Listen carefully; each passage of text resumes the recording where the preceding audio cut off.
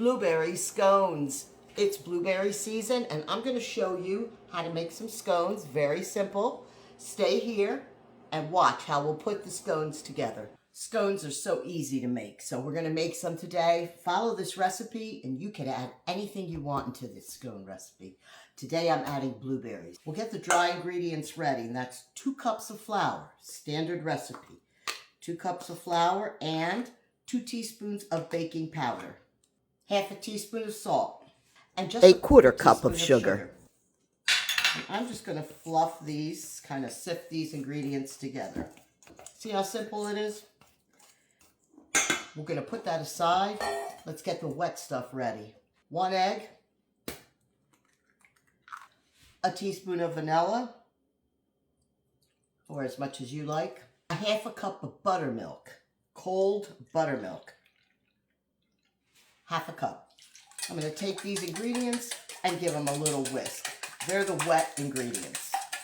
You want to get a 1/2 cup of butter, which is like 1 stick of butter, right out of the freezer. Very cold. Get yourself a box grater, and we're going to grate this butter right into the flour mixture.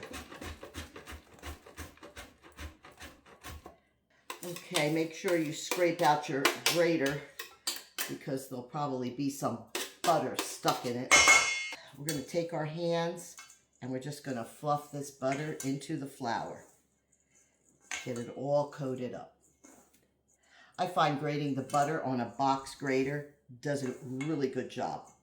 To the flour butter mixture, you want to add 1½ cups of blueberries. That's probably a pint. So add them in and give them a toss so they all get coated. This kind of helps them from resting to the bottom of the bowl. At this point, we'll take our liquid ingredients and we'll put them into the dry ingredients. Now I'm going to get in there with my hands, but I'm going to give it a start with the spatula. Basically, these are scones. You can preheat your oven to 400 degrees. We don't want to crush those blueberries. The dough should be gathering together. Okay, that's a pretty good mix in the bowl. Let's get that out on the counter. And I'm just gathering this dough all together. I'm going to make a circle. I formed it into a nice round circle, about 7-8 inches wide, about 1 inch thick. I'm going to be using cast iron pan, and I've buttered it lightly. And all you do is you want to make 8 triangles.